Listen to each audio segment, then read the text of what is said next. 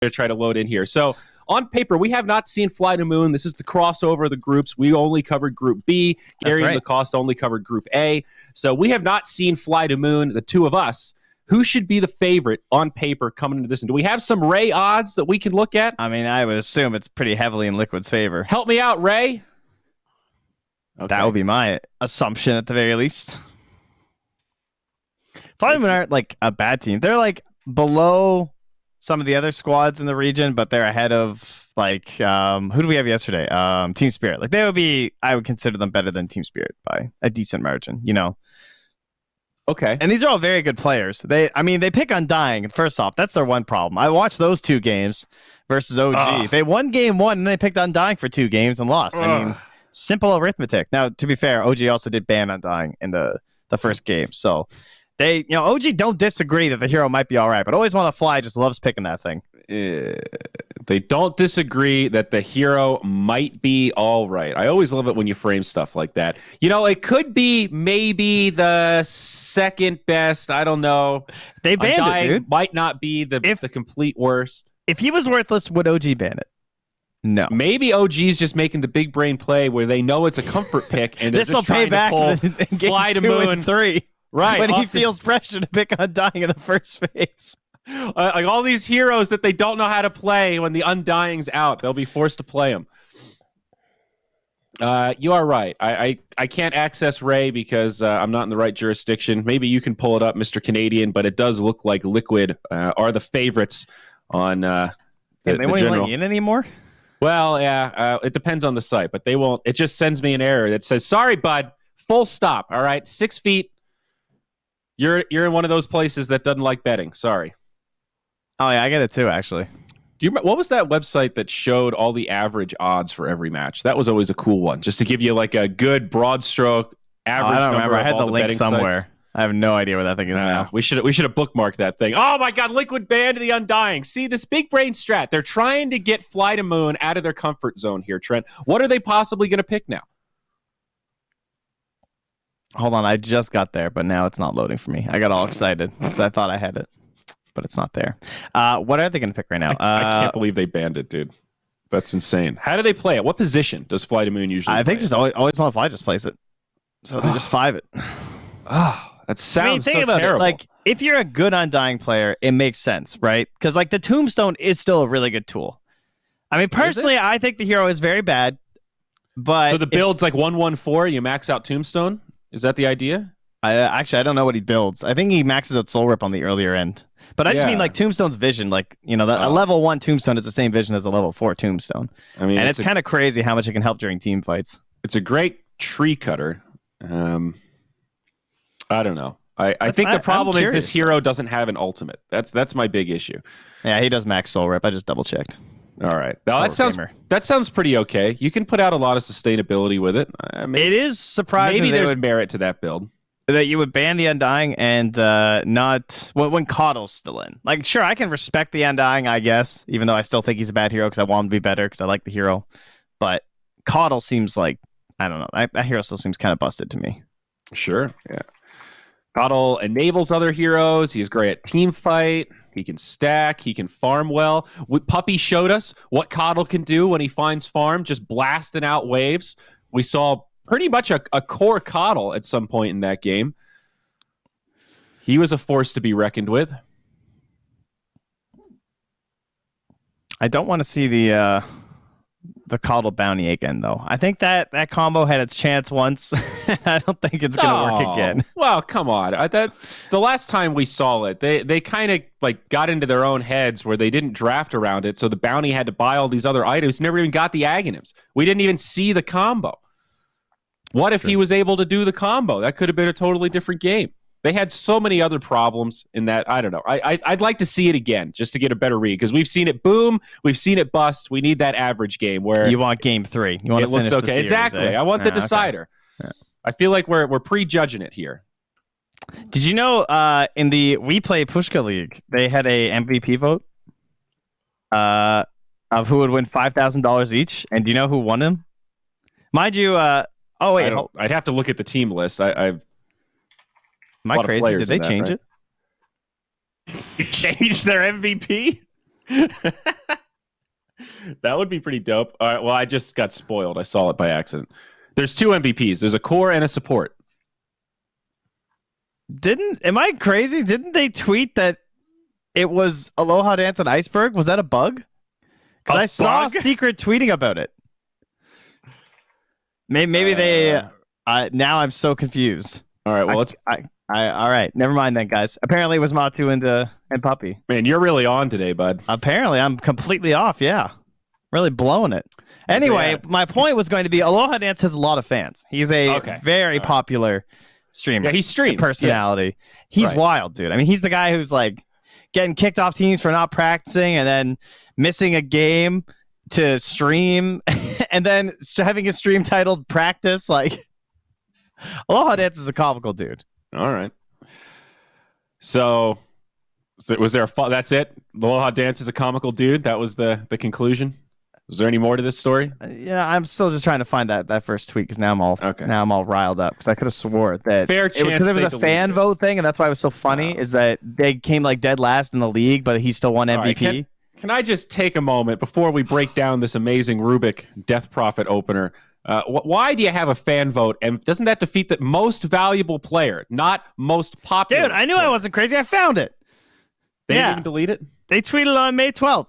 MVP core was no one, and they came 4th. And then MVP support was Aloha Dance, and they came 9th, 10th.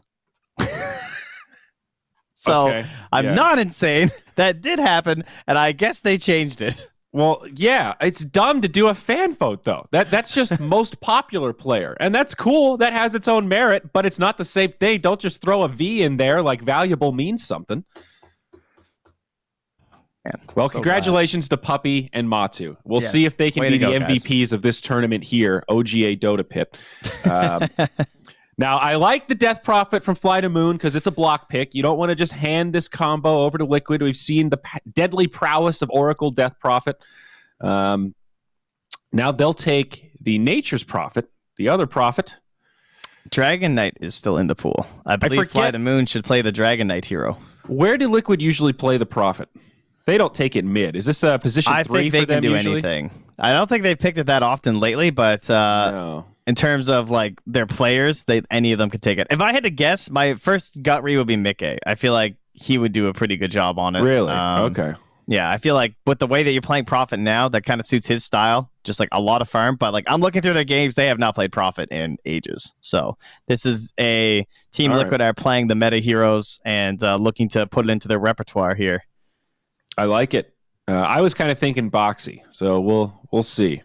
Or maybe we're both wrong, and Koikva will take it. I guess to me, like, obviously, like, the offlane Prophet is completely viable. But to me, I think the 1 and 2 has looked more impressive lately, and I think with Boxy's playstyle, I want Boxy on, like, the Mars, you know?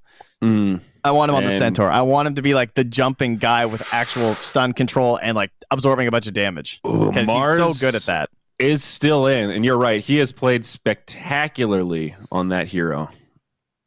Fly to Moon. Do they want to take the Mars themselves as another deny pick?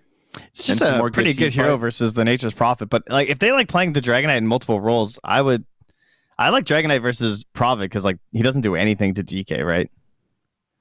Not really. Okay, they grab it, and nice synergy with the Death Prophet, of course. Very solid pushing power now.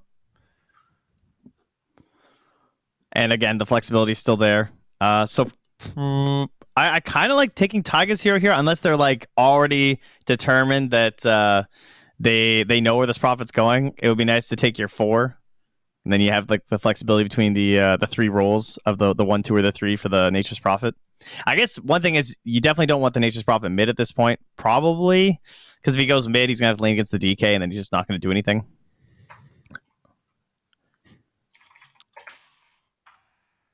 You like can't really bully him at all, so you'll just trade farm, and that's a circumstance where it's kind of okay. Yeah, I'm having trouble thinking about anything besides Mars now that you've planted that in my head. And all right, here is one that we can't forget about: the Taiga Wind Ranger. You know what that means? Is Tusk gonna get picked? Oh yeah. So Boxy Tusk, Taiga Wind Ranger, Mickey on the Prophet, and then Koikva. like Storm or something. We'll see. We'll see. think We'll they'll see if actually we know their do next 2 picks already. The Wind Ranger Tusk combo, it is really good, but they've also proven to us that Taiga can make plays happen on this Wind Ranger just as a regular pickup. It's true. And you got Sprout with the Nature's Prophet, so there's always potential for extra trees to come up. Gives you more targets to latch shackles to. A little cool bit of potential synergy there. It's quality synergy, there's no doubt. All right. Another dragon. So some serious push for Fly to Moon now. Have you come around on Jakiro, Trent? Because you were kind of hating on the 2-headed drag. I liked him. I liked him in that one game for, was it Seneko who picked it? Where it was like versus like the Shadow Demon save and everything. I feel like that was the one good Jakiro game, and the other Jakiro games haven't been quite as good. And there it is. So the reason why, if you guys are wondering, like, why did you guys know they were going to pick Tusk? Because we have seen this combo from Team Liquid. If you guys maybe missed our parts of the group stage, and it went exceptionally well. It was a really cool combo. They straight up just like first phased it, and they used the tag team in combination with the Focus Fire at level 6, plus just the fact that they're both pretty aggressive laners. You can dive under towers and really pressure people. Yeah, it's just good in general. You've got the shards to set up for Wind Ranger. You get a lot of angles there. They've just got a lot of damage. It does really come online at level 6, though. This last ban's so hard, though. Like, because they banned the Monkey, and they've already taken out Hair of the Brood, but think about the heroes that are still left. They still have the potential for this to be Koikfa or Mickey, depending on who's going to play the Prophet. And then we have the Lone Druid, who's still in the pool. It's like, that looks playable here. I mean, there's some issues versus, like, DP and stuff, but definitely not, like, unplayable stuff, I wouldn't think. There's still that Storm Spirit we talked about. There's Alchemist, potentially. They are Alch players. There's a ton of options. There really are. How does the Lone Druid feel? Because that has been one that Koikva's had in really a good amount of their games. I think the only downside I could see is that the Prophet might want to be a little greedy early. I guess it depends on how no one-esque you can be on your Nature's Prophet, because no one is really good at just being super involved the whole early game. Whether he's dying or living, he's at least there and making these team fights happen with the other 3 players on his team, allowing that 5th player to just farm the whole time. And if you have that as Lone Druid, you're going to be very happy, right? Yeah, no doubt. They ban out the Troll. He's been a pretty common 5th, 6th ban. All right, plenty of time here, fit pretty well. Oh, they know. Whoa, the Luna. Okay, so we've seen her twice now, I think. And has looked, as expected, good in certain circumstances, bad in others. She can certainly farm up effectively. I still think this hero and stacks. That's what you got to do. And Liquid, very, very good at stacking the jungle. So based on that alone, I think I like this Luna pick, man. She's pretty good with Oracle, too. Just because you have like the False Promise, and then if she gets any sorts of life steal, she'll, even if you can't get many heals off, she'll still be able to just like jack up that life steal to a crazy amount, and she'll be okay.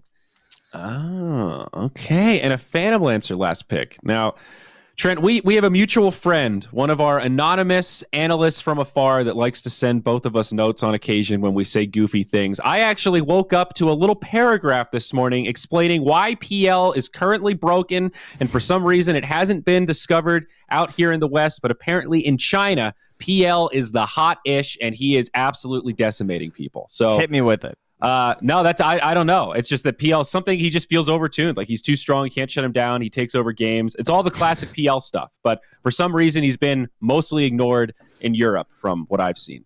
So I don't know. How do you feel about PL right now? Because we haven't really talked about him that much. I don't think we've seen him played in a single game from Group B. I'm trying to imagine like one game, and I can't really pick one. I don't remember watching a PL start building. Maybe there was one game where he was trying to get Diffusal and it like didn't come online in time. My initial thoughts are his laning stage into the jungle just feels kind of like it always did. I don't know. Why would he be more overtuned now? So here was just the anecdotal evidence recently from China and C. It said that it seems like the amount drained from Diffusal Blade on illusions is part of what makes him so good in terms of shutting people down. There's been multiple games where teams were behind by like 15K net worth. There was an example of Execration versus T1 where T1 had a really fat Spectre. It looked like they were about to auto win, and then PL brought the game back. So I don't know. I'm curious. Our analyst from afar. believes in the PL. Well, he believes in the PL. Now, PL versus Luna. That's kind of an interesting matchup because she does have AoE. The bouncy glaives are pretty darn good at killing illusions, at least early on. But I think eventually PL should kind of outscale that damage. Yeah, it's not cleave. It's, sure, they bounce, but it doesn't work as well as cleave does. And I did not know that Luna had a boar cosmetic. All right. Holy shit, she's riding a piggy, dude. What? When did that happen? When did Luna get a hog? But I like it. She's got a Harley, dude. Please tell me that's its name. Oh, that's a missed opportunity. It's the Boar of the Black Ice Scourge. Wow. Okay. Damn, that's pretty cool. Does he have the golden shield? No. Okay, so Mickey lacking on the Luna cosmetics. He does have Moonfall. Oh, that is an immortal. I don't know this one. Contrary to what Valve will have you believe, everything golden isn't always the best. You got to have some aesthetics, some nice color coordination. Although Luna, one of the better golden heroes because it makes your ult just a golden waterfall. It's a golden shower of. We came in here, Phil, so we gave you a gold shower. So, which draft are you liking though? Do you believe in this Luna, or are you favoring the Flight of Moon drafts? I have to say, I think Flight of Moon have a pretty well-rounded lineup. They've got good push. Yeah, it's hard to disagree. They have a lot of first phase banned heroes. They have three of these heroes are very commonly the first phase of bans: the Rubik, the DK, and the Death Prophet. That would not be an unusual sight to see. And for good reason. They've been very strong meta heroes lately. I'm favoring the Luna a bit more. What? Taiga figures it out. He did some detective work here to figure out where this ward was, and boom. Take that. But I think the Luna's going to work. I like this whole Tusk Wind Ranger thing. They're on a timer. They're going to have certain expectations in terms of where they're at 15 minutes, but I feel like Liquid are going to do it. Yeah, I don't know. My opinion of Luna is shifting a little bit. Sort of similar to Bristleback. She used to have this reputation as someone that you have to 5-ban with, you have to use this aura, but I think you can play her as just a greedy carry that farms and takes stacks and just waits to hit critical mass, get a BKB, Manta, maybe another core item or two, and then take those fights once you got your Aegis set up. I think she still likes the laning stage buddy system, right? And I think that's where that's maybe where some of the misconceptions started, back in the olden days of just she was always a tri-laner and then people just kept clumping together, but in reality it's do your tri-lane thing, but then just go jungle like crazy. As Insania is just chasing Aloha Dance back behind his tower. I think you want to try to play around that momentum of the fact that, you can farm a little faster than most position ones. A little dance in the trees there. I can't believe they didn't tip each other. That was a prime opportunity for Aloha Dance to tip Insania, and yet it's General and Mickey who are duking out with the last hits here with the Crypt Swarm. But so this is, we mentioned the draft, I think they're going to pick DK because it's the old Nature's Prophet DK. So we tend to say, okay, if you're trading even with DK, then that's a good thing almost because whatever, it's a DK. But Nature's Prophet is supposed to be one of these lane dominators. A lot of those other big lane dominators, they don't really exist anymore, like the Viper and that. They're all dead. Nature's Prophet, he still sends these screens at you. I'm sure they've been nerfed, but he really looks to shut you down last hit-wise. Can't do that so hard to the Nature's Prophet, or to the Dragon Knight, rather. No, definitely not. And that is the hallmark of this hero. He's pretty much unbullyable. Bottom lane, Boxy? We'll see some trading. Boxy's actually going to get turned on. A good shackle from Taiga might be just enough to keep the box man alive. The one tree. The lone timber. I'm V2 I'm cutting that thing. Retribution. Yeah. So far, this off-lane combo not going amazingly for Liquid, but that's okay. They still have some room to ramp up. First couple levels aren't as scary, and I think Jakiro particularly good in these first couple levels. Very tanky. Big-time damage with the dual breath, so a nice counter pick to the kind of pressure we've seen Liquid put on with this combo, because we've seen them find kills. I think they knew it was coming. Yeah, exactly. You need to be prepared for it. Meanwhile, up top, Aloha Dance on the run. Might be in some trouble. Fade Bolt helping him out. Telekinesis pushes him back, but there's a Lucid Beam. Insania, he finds it. Good use of the Purifying Flames. Now General caught by a Fortune's End. Will it live up to its namesake? Turns, drops the Siphon. This DP's going to be fine. Yeah, if that's a level 3 Oracle, maybe you keep chasing, but it's a little bit too hard right now. Yeah. Still very low, though. Going to keep those tangles coming fast, or you could just die right now, honestly. I'm kind of surprised they're not just running at her. I feel like she would just die to another Fortune's End. Dude, I know we praise Liquid for stacking, but we are at 3 minutes. Insania already has a triple stack camp. Yeah, it's just one of their priorities. They like clearly have discussions about it, you know? Oh, nice neutral deny from Always Want to Fly down bottom. Taiga almost found that kill. But the tomato working in favor of FTM. That wasn't even like a spellcast or anything. Like, he didn't get the clap because there are only 2 units, so... I think you just whomped him. Just the slap down. Okay, he gets pulled back into the wave and the Cypher. That's going to be a lot of HP here. It should be fine even with the Fable. It was still on CD for another second, but wouldn't have been a kill. But so a little low on the old regen. Going to send us south now. What can they do with this stack? Like, Alliance is starting to pull it off to the side, trying to get the pull going. They got the range creep trolls, and they will get it. Okay. Now we got an awkward little fight in here. Yeah, indeed. And of course, Mickey going for this lane style build. Level 3, 2 points in Lucent Beam. Obviously has to get the blessing, so no points in Moonglaves. Not going for this like 1-4-1 kind of build that we see occasionally where you just power farm the jungle. So it's going to be a while before they can effectively kill this stack. Maybe Insania is stacking too hard too early. Trying to get the pull up through here, and he actually does get it, despite there being a contest from the Rubik. Oh, but he body blocked. Oh! This is a pretty epic creep pull battle, dude. This creep camp's getting ripped in half. Then he's like, why did I stack this? Yeah, seriously. I do think there's something to be said for stacking the safer part of the jungle once Insania feels safe moving out of the lane a little bit more. But that will come, all in due time. We got bounties to think about, though, 15 seconds. And no real movement yet, but the way things are positioned, likely to go even. Let's see if Always Want to Fly can make a play at the plate. This is a really hard lane to play as Jakiro. Like, you think of Jakiro as being this like super tanky and annoying guy, but like all it takes is one little moment like an ice shard. Like there's a level 2 power shot. He's still dead. And meanwhile up top, Insania being chased down. General is siphoning his spirits. Oh, Fairy Fire, and they've got him. Crypt Swarm for the win. They'll trade supports. The thing is, I think this is still okay for Always Want to Fly. Like, he's died twice, but his PL is still farming pretty well. Ideally, you obviously don't want to feed any deaths over, but as long as V2's able to stick on the creep wave, this is a necessity for your lineup. And like, what support can withstand this? You pick Ogre, it's going to be just as bad as Jakiro. I think Jakiro probably does a little bit better with the AoE dual breath.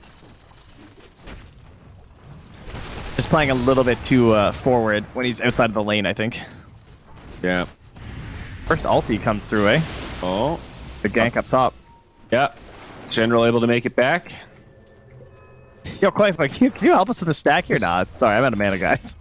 This whole top lane is kind of weird. Neither DP or Luna farming very well. They're towards the bottom of the cores, and the Tusk also go down there with them. Dire's structures are fortified. The laning phase is starting to favor Fly to Moon.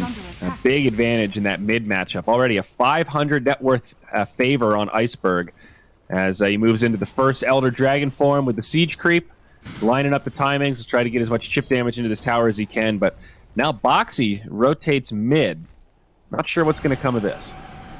Up top, they started burning the raindrops. I don't know, it was either a miscommunication or an intentional raindrop burn, but General and Aloha Dance having them is making it very hard for them to go for a kill here. 3 heroes with raindrops up top.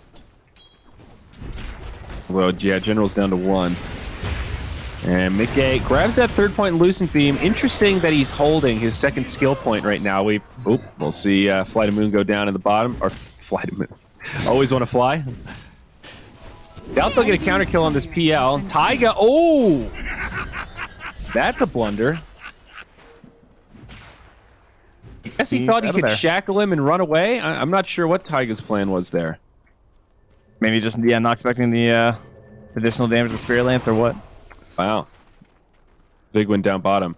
But, yeah, we've talked about how Luna has this issue where you kind of feel like you screwed up no matter what skill build you go for because all the skills are so good. And it's interesting that he's just holding this point thinking, well, I might need the glaives, but I don't want to start losing lane control. I want to farm stacks. It's a tough decision. Probably he's just holding it for the glaives and he just doesn't want to push the wave because they've been making a big effort to try and pull it back right now. That's the thing. You can't turn it on and off, but you can't just not level it because then you can't kill the stacks when you need them. And that could be coming up in a couple minutes here. Does grab the ulti at level 6. Also something else, we see a lot of Luna's skip, definitely indicating that Mickey is ready to fight. We'll see more action down bottom. This time they get a counter kill on the PL. Taiga on the run, taking tower shots. Iceberg with the rotation. Dual breath does connect. And that should be the end of the Wind Ranger, but no! He finds the perfect shackle. Still, Breathe Fire is there. 18 HP and a regen rune. All right. Regeneration. Oh, wow. Okay. That's annoying. TP down bottom, and then this guy gets a regen rune. I like how he still has Boxy's Belt of Strength. Maybe that helped in spirit. Taiga's like, don't worry, bud, I'm coming. The belt will be returned. All right, you ready for this? He's going to kill Always Want to Fly down here. Look, they have a ward. Come on, dude. Boxy, hit him with the ice shard or something. Power shot him. Boxy's getting straight bullied, dude. Yeah. I want him to go for that Shakiro kill. A level 3 power shot, man. That's the great thing about the Wind Ranger Tusk combo. It's just good across the board. They've got damage as they level up to 6, and it just gets better as they get stronger. So, well, make sure Rubik's not going to die up top, is he? Is he good? Yeah, he's all right. In the mid lane, Quick put the treants forward, and he grabbed the wave and pulled it off to the side, like we've been seeing quite a bit from Nature's Prophet, but he did it while Iceberg was ultied. So Iceberg came to try and put some damage on the tower, but he couldn't put as much as he wanted because he didn't want to tank the whole tower shot. Oh my god! Yep, Koikva goes up top. They pop the Eclipse, and that is now a level 7 Luna with 4 points in Lucent Beam. Would you like to take a guess at how much damage that just did to that poor Rubik? A lot. It was 486 damage from that Wrath of Nature. That ability is insane, dude. Yeah, that must have been one of the last hits. I think it's like the last one's like 5 something, like 520 or something, or 540. I don't know. That was absurd. I mean, that's after reduction, so maybe that was the last hit. The fact that it's global, and I guess the fact that you can't necessarily control all the bounces in every scenario takes away some of its power, but when everything makes lines it a fun ability though because of that. Yeah, they're always want to fly. Quick, but down bottom, sets it up, takes the ice path, follow up shackle, easy kill now. Liquid starting to break this one open, playing this Nature's Prophet exactly like we've seen from Virtus Pro. You take it to the mid, and you start moving around and disrupt these side lanes. Quick, but he's going to go for the Maelstrom first item, so a little more farm heavy, a lot of magic damage. Oh, look at this top lane, too. Luna's in the jungle, so Insania is just going to rub his hands together like, oh, yeah. Now we're talking. Some XP for me, free last hits because I'm an Oracle. Yeah, this worked out great for Mickey. He invested heavy in Lucent Beam, was able to win a little skirmish up top, and now retreat to the jungle with 2 points in Moonglades. Feels solid. A net worth lead for Liquid. Blank, who got the poor man shield? Oh, it was the DK. Probably can't show his dragon form or something.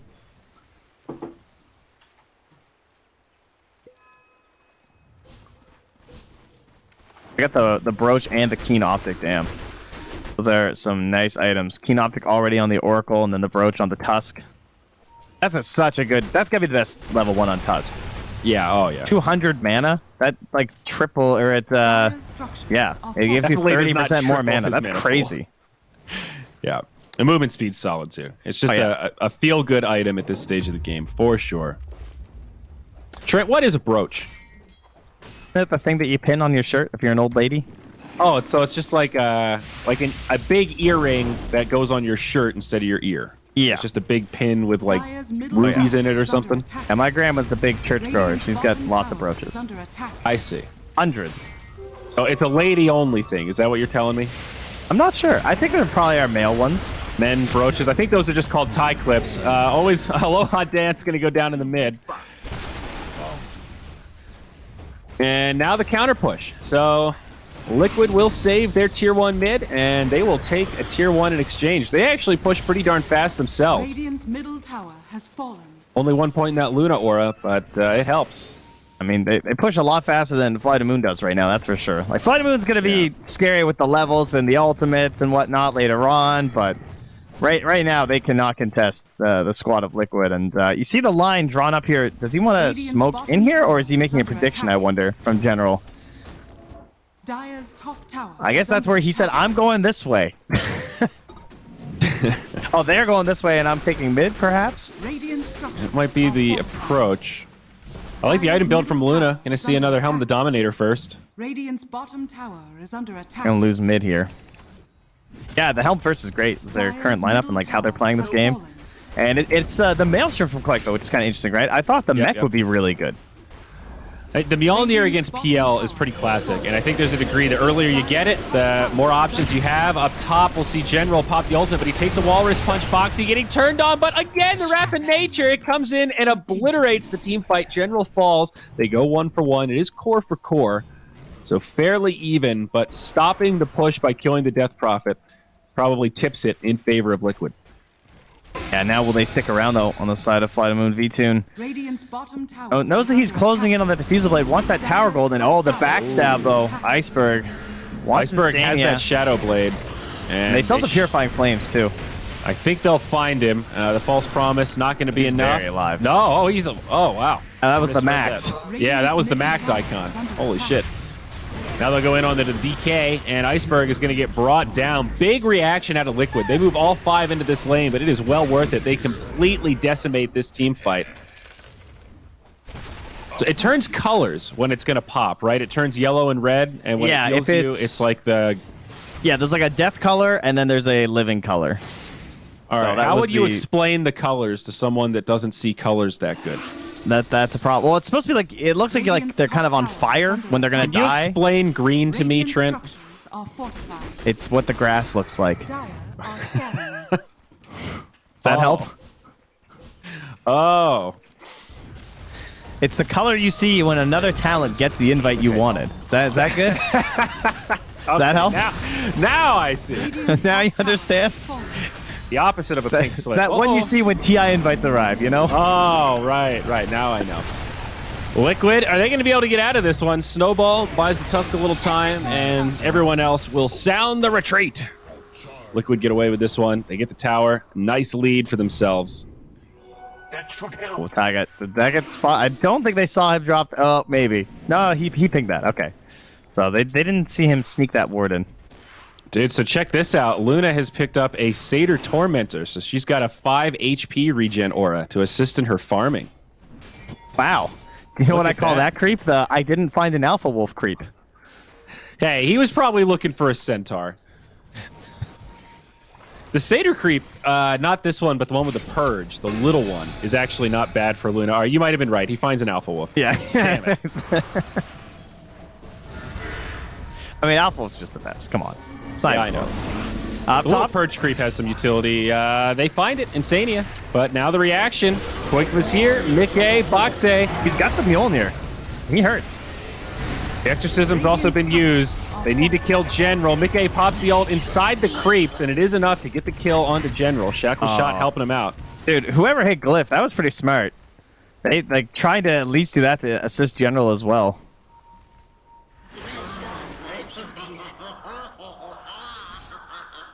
It was a good try, but unfortunately not enough.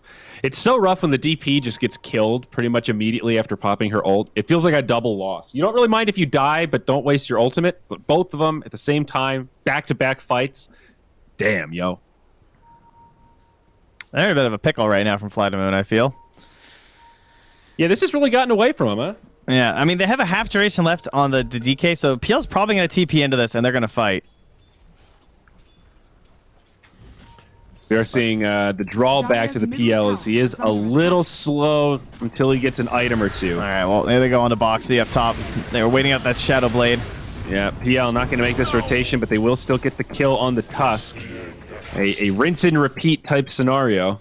Yeah, they set the Rubik instead. He took the TP from the mid lane, so obviously only one guy's really going to get there in time if you both try TP to the tower.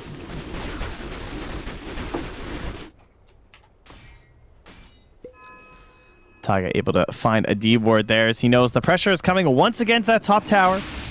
But even without Exorcism or Dragon Form, they should just let this one go. Tower is under attack. Yeah. Dire's structures are fortified.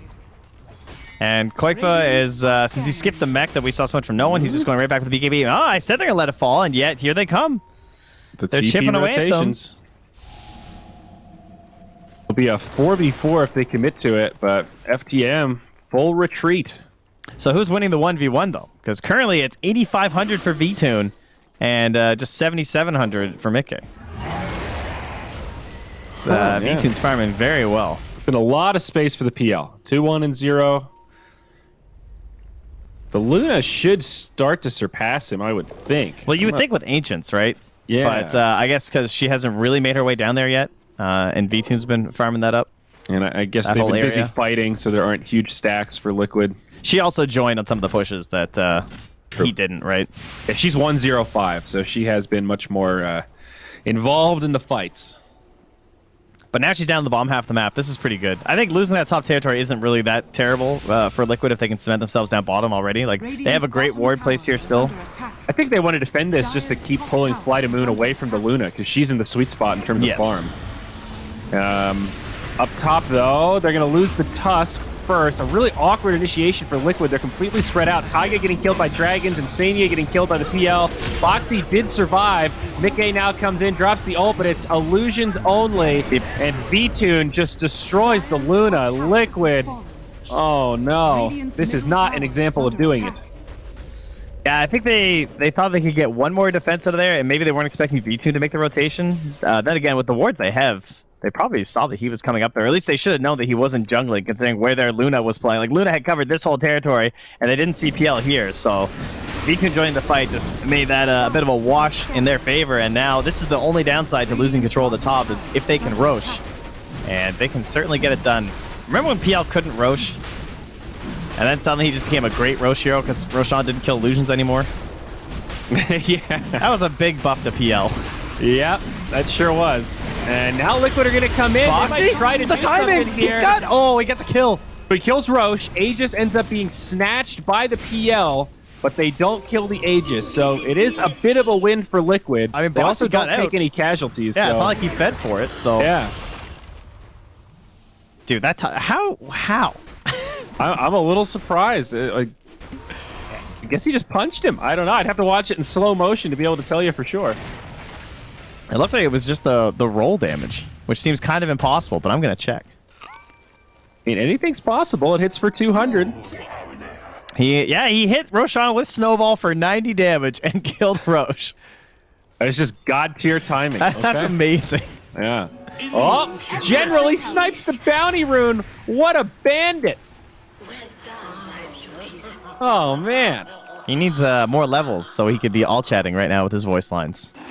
He's only bronze, though. A big disappointment from General here. You think this battle pass is going to be good, Trent? I course feel it like is. the expectations are higher than ever because everyone's been stuck inside. They've been wanting this thing. They're begging for it. I honestly, I hope that they bring back that coaches challenge thing because that was like some of the funnest stuff I did. Just make sure people have to opt into it because that was the worst when people were just getting you in their game and they did not want you there. And I could sympathize for that because who wants a coach when you didn't ask for one? I mean, those were some of the most fun, but I would like people to opt into it because then you know that they're more receptive. The worst was when you coach a game and nobody responds to you, period. You're just sitting there talking to yourself like, well, why am I here? What's it all for, man? Mid lane, the jump. They're going to go in on the Hard target. iceberg. Are they going to be able to bring him down? I'm not so sure. Now the rotations are here. Oh, that shackle Liquid. stolen from Aloha Dance. Getting Light turned of on. heaven. Taiga TP's out. Koikva falls alongside Boxy. A big-time turnaround. Yeah. FTM, dude, they are doing this right now. That's a tip right there, dude. You want to see a Wind Ranger? I'll show you a Wind Ranger.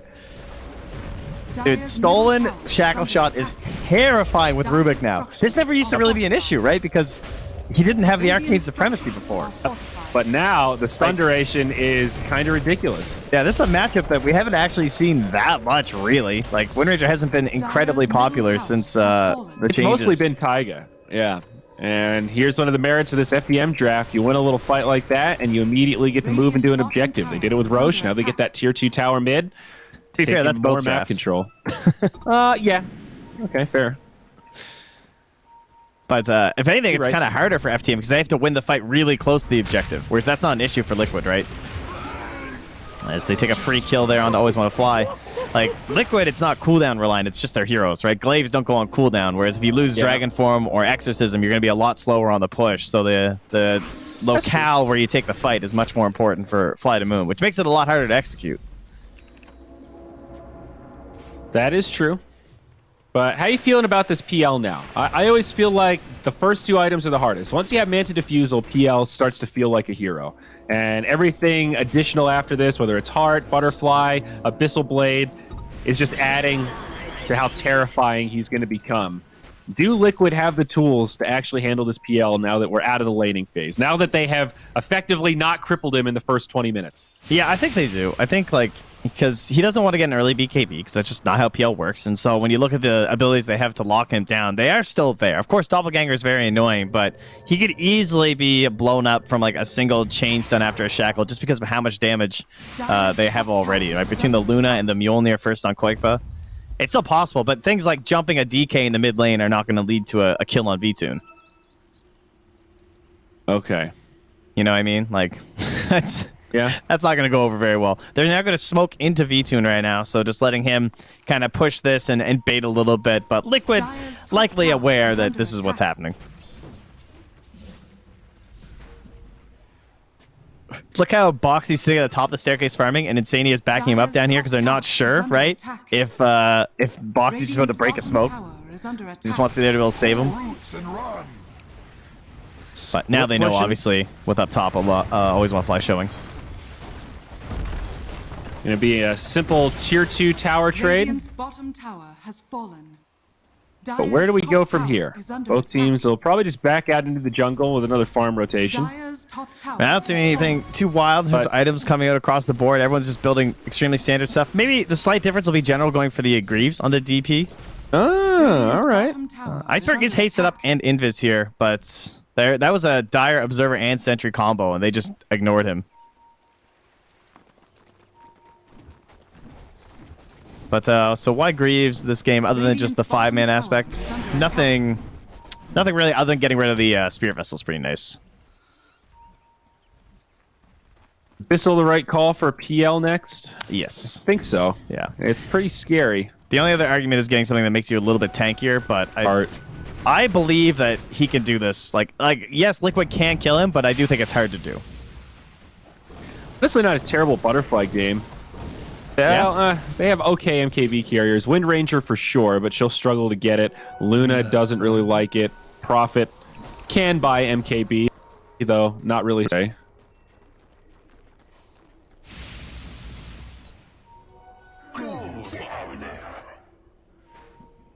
Koikva's BKB is now out, so that'll let the Prophet be a little more obnoxious on these side lanes. Yeah, he's going for the AC after too, as the dire scan. Dire's middle Trying to figure tower out is exactly under what's going attack. on here. Always want to fly now. Gonna be Sketa. He might just be dead here, but nope. Quickfoot, not sure how many allies are around him, so always want to fly. Gets to live despite having absolutely nothing to keep him alive here. Quickfoot could have just walked out of those trees and he would have died. Radiant's Both bottom teams playing tower is cautious. under attack. Game 1, elimination series. The battle of the farming continues. Surprised Although it's a dire gold lead, but I guess it's another one of these support issues. As well, speaking of supports, a lot of dancers gets fish punched into a death, and they buyback, want the though. comeback though. They're going to go into this. They find Boxy. That'll be the first Radiant's kill. bottom tower is under attack. Hungry Oh, for Iceberg, more? he guessed wrong. Mickey has a BKB. Oracle, of course, with False Promise. These are not going to be easy kills. B-Tune pressing forward, but they get out. All right. Well, just a Rubik buyback. Not particularly costly, about 600 gold. So that slows down his Blink progress, but remember, the Tusk is a core in this game, so support for core kill. The other thing that could hurt that, well, to be fair, he's also poorer than the Wind Ranger, so I mean, after his death, but still. Radiant are scanning. The thing that could hurt them is if Aloha Dance dies again, and during that next window for Roche, right? Sure. 'Cause now he basically misses the next Roche fight. He won't have buyback for that, which is obviously more important than trying to get a return kill on a tier 2. Yeah, fair point. Luna's got that. Luna's got that butterfly queued up. I think Luna was a Han hero. I think that was the name of the Han version of Wind Ranger. I just remembered that. There you go. Fun fact for all you New Earthians. Nikkei Smoke up. leading the charge here as they find Iceberg. He has the BKB, though. And they're going to turn. Looks like FTM want to fight this. Toss down on the low ground. All the BKBs getting popped, and Sania gets deleted, buys back. They're putting pretty good damage into V2's dropping fast. He goes down. Mickey with the BKB on, destroying Iceberg. It's a beautiful eclipse. The PL didn't have any time to ramp up, so there were no illusions to absorb all that damage. They'll also get the Jakiro, and maybe looking for more. Aloha Dance. TP's out. No vision. Big fight for Liquid. Well, the power of Oracle, even when you don't cast a single spell, they fully commit onto you like that, and then you just get blown up. You know, like he dove in because he has to as the PL. He wants to kill the Oracle as fast as he can. That's kind of like his big target hero.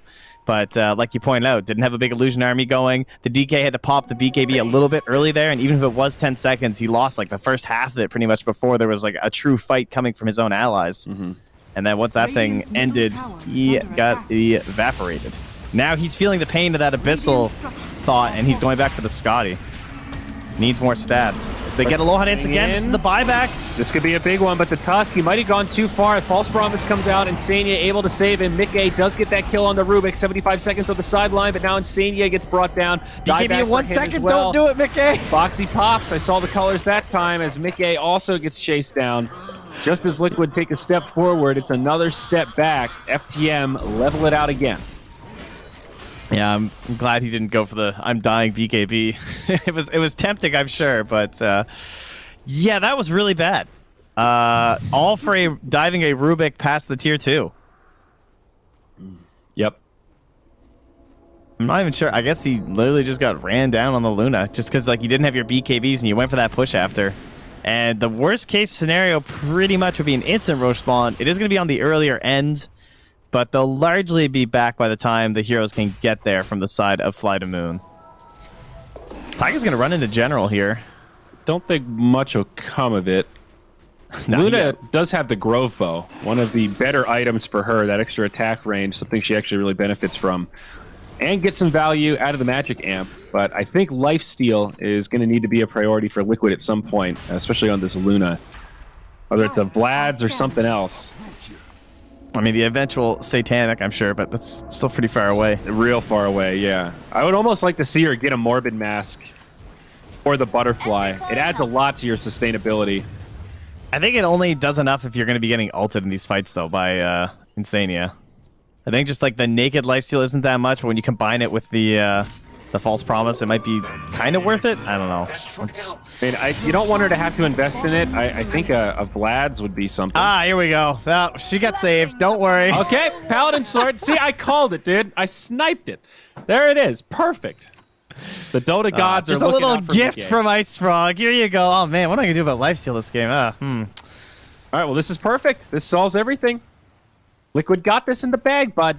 That's it, eh? That's game. You know, lifesteal and the Paladin Sword and an Eagle Song, and that's it. I think so. Well, oh, don't worry. He's got a smart build giveth. here. Okay, Paladin Sword on the other side. Aegis in the hands of PL, but he stopped at the Basher, didn't get the Abyssal Blade, now wants to go back for the Scotty. So he's already got a plan really to quiet because they're looking for Boxy. Counteract some of this healing. Boxy, ooh, he blinks in. All right, they found him. Dude, that was comical. It's standing in that tree line. DP just walks by. What the? Goes back.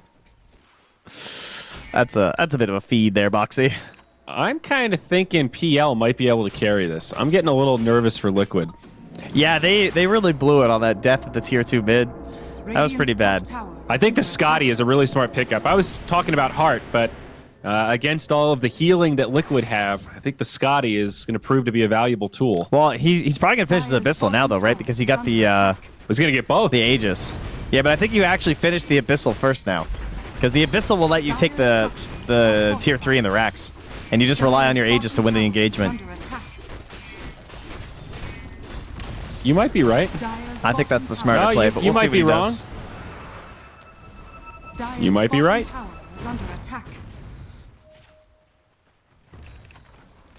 Well, any of these saving items? Oh, he went back and he did it. There you go. And I don't know. I like the Abyssal personally, but that's all right. But don't worry. Hang on for 3 minutes, and he's going to have it. So yeah, there you go. Definitely not an either-or kind of scenario here. We'll see if FTM actually pressure the high ground. B-Tune does charge up, kind of baiting it a little bit. Well, they're Chipping going to at the lose tower. this whole wave here, though, because Quick's already gotten the next one. So if they want to keep pushing, they got to keep this catapult Dude, alive. he does. Look at that. Great doppelganger just to create some illusions and get 3-4 more auto attacks out of this siege creep. Now the Jakiro comes in. They put down a liquid fire. Talk about it a lot, but pro players do love those siege creeps. Shackle does not Someone connect. kill that catapult, dude. They just mech'd it. They healed it. It's alive. It's even got the telescope aura. Oh, finally goes down. The glyph will finish him off. Oh, no. Backdoor protection is not kicked in yet, and FTM, they will finish this off. But now do they want to commit? They're going to go in onto the Tusk, the mana burn, the damage. He is down. Buyback from Boxy, though. Iceberg. Man, what a defense by Liquid, though, because they only had 3 heroes here. Like, they've just brought in Koikfa, and Mickey was farming in the jungle that whole time trying to finish out the butterfly. I'm surprised how well that went for them. Yeah, although it also seemed like FTM didn't really want to take it, but they just wanted to poke and see, okay, let's see if they react. We'll put the PL up there. They didn't use the, I guess Dragon Form was on cooldown, but they didn't use the Exorcism. I mean, that's why I'm kind of impressed by Liquid, because they didn't overcommit or blow it. Like, they just kept Mickey farming, you know what I mean?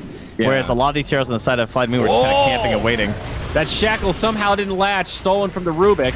Snowball save, but is it actually going to be a save? V-Tune gets stunned up. Mickey taking a lot of damage. They turn and drop Taiga. He does have a buyback, but Liquid taking big-time losses here. There's the false promise. Mickey getting healed up. He'll be fine for now. V-Tune just turns onto Koikba. Big damage and also big mana burn. V-Tune getting low, though. Shackle. Oh, another lashes. Shackle.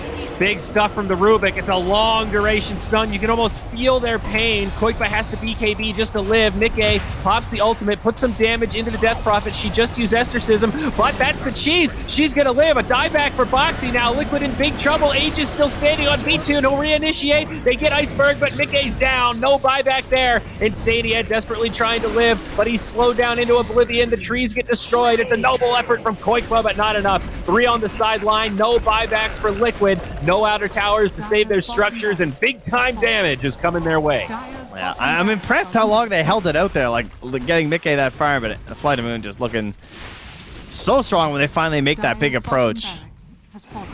Man, that catapult kind of ruined everything for them. You know, that bottom lane, like it let them just stick around there for so long, and then the rotation mid when that wave eventually pushed through. Again, there's no creeps here, right? You're right. No lanes pushing in, so they're not going to get megas off this. It's still pretty crippling damage, but they won't be able to end the game here or even put on the finishing blow. The seeds of fortune. Man, that was pretty monstrous DK there from Iceberg, that fight. I think he had the cheese, right? Or did he pass it off, did you say? The DP ate the cheese. I'm not sure. Yeah, okay, so he passed her the cheese during that. All right, Yeah. that's what it was then. Yeah, because I saw he had the cheese and he was getting low, and I was like, where'd his cheese go? But then I heard you say cheese, and then I realized, okay, he handed it off to her. And it'll be the Radiant who get the Vlads first, for Always Want to Fly now. Well, I mean, there's still some pretty monstrous heroes here on the side of Liquid. If Mickey can get to his Satanic, that would be the next hope and dream for you. I mean, Koikfa has his, right? Like, Koikfa is a monster, and perhaps now they're going to be less willing to actually engage you and pay even more attention to these creep waves if you're Liquid, right? Try and push us away from ever having another 5v5.